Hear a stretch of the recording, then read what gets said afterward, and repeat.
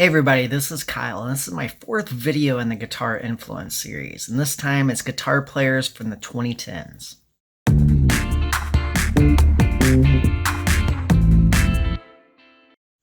At the end of October, I had a songwriting contest. I want to let you know, if you're watching this video, it's the deadline. So if you put the hashtag in the search box on YouTube, you can search KW Song Contest 2020. Pretty sure that's it.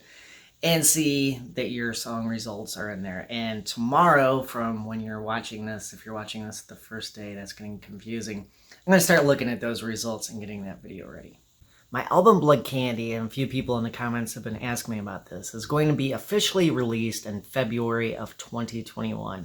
And if you're interested in pre-sale information, please check out my community tab, or if you follow me on Instagram, Twitter, Facebook, Snapchat, any of that stuff, I'm going to have information on there too, so you can find that if you're interested. And in 2010s, I was playing cover band. I gotten back into guitar and all this stuff, so I was really trying to find some music that I love to play.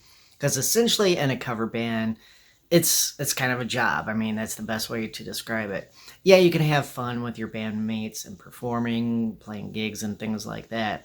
But most of the time, you're playing a bunch of songs that the purpose is to make people have fun. So the band plays it, whoever is there is having a good time. It's good business for the venue, and it's an arrangement like that. So you play songs that are intended to get a reaction from the crowd, which may not be the most musically pleasing songs as a musician to play.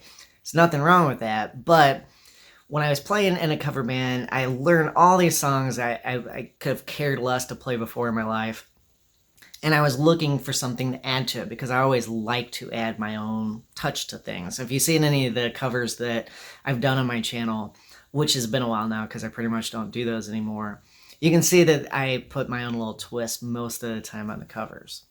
Now, as I'm doing this series, I have a very difficult time staying in the decade, because it's very easy with guitar to look back in time and say Led Zeppelin or somebody like that, Jimmy Page, these players from the past that are probably going to be present as influences to guitar players for many, many years. I'm trying to stick to the decades here. So in the 2010s, one player, even though he's been around for a long time, is Buddy Guy. I started to really dissect his playing, since I learned a lot about music through classical, playing in the musicals at school. So I looked at what Buddy Guy was doing, and I absorbed it. It's kind of like borrowing a cool spice from a chef or something. It's like, hey, I'm gonna use that in my dish now and add a whole new taste to it. Another guitar player that I saw live was Chris Duarte, and he changed my playing by making me just kind of cut loose, but more so thinking about how I mentioned the cover band situation, that you're playing music trying to get people that are listening to respond and have fun. How can I solo and not kill the vibe? I'm not saying I'm really good at that, but I'm saying that's my intent almost all the time I solo. A player that's no longer around, Freddie King, I discovered him through his induction into the Hall of Fame, which led me to another very influential player. And this player is very different, because I could not tell you one song that this person has performed on. I cannot tell you one thing from the band he's in or his own band. It's a weird type of influence. It's not like, hey, I'm learning his solos, or that's not what I mean by influence. When I'm talking about influence, I'm thinking there's some sort of feeling, passion I get where I want to pick up my guitar and do something like that. And the player I'm talking about is Derek Trucks. When Freddie King was inducted to the Hall of Fame, Derek Trucks and some other guitar players played some of Freddie's work as a tribute. When Derek Trucks plays guitar, if you're a guitar player, it's like you stop and you get chills and you start thinking and you start feeling.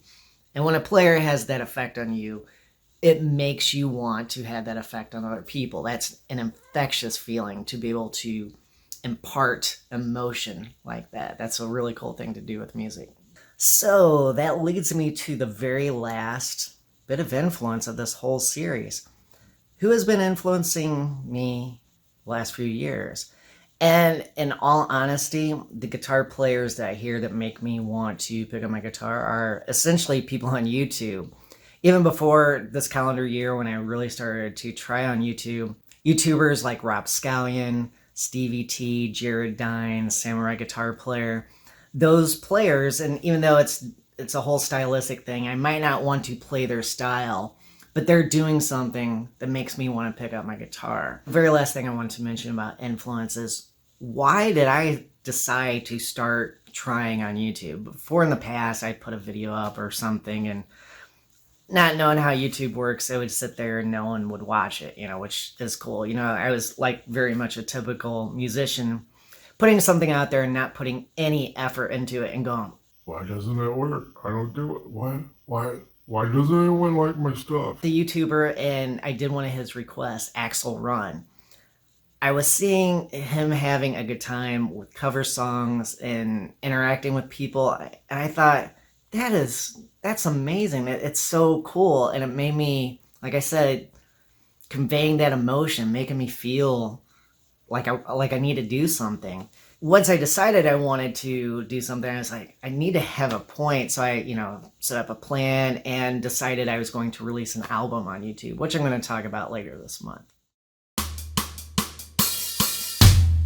So, talking about guitar players in this decade and YouTubers, if there's any music that you like, anything contemporary that gives you some sort of feeling, some sort of motivation, some sort of something, let me know in the comments. Because again, the best part for me about doing the series, besides the walks down memory lane and really kind of thinking analytically about my past and things like that, is the comments. And it's fun to hear what other people were into, things I'd forgotten about, because it happens all the time.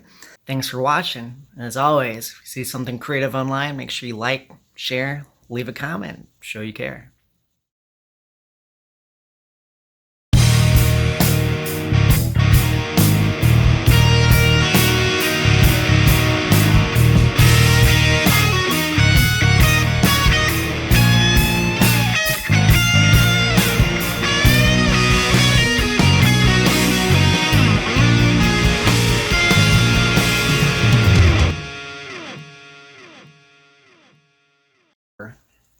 I had something stuck on my tongue. New cat hair. Just not getting used to seeing my face like this. I look 30 or something. I don't know.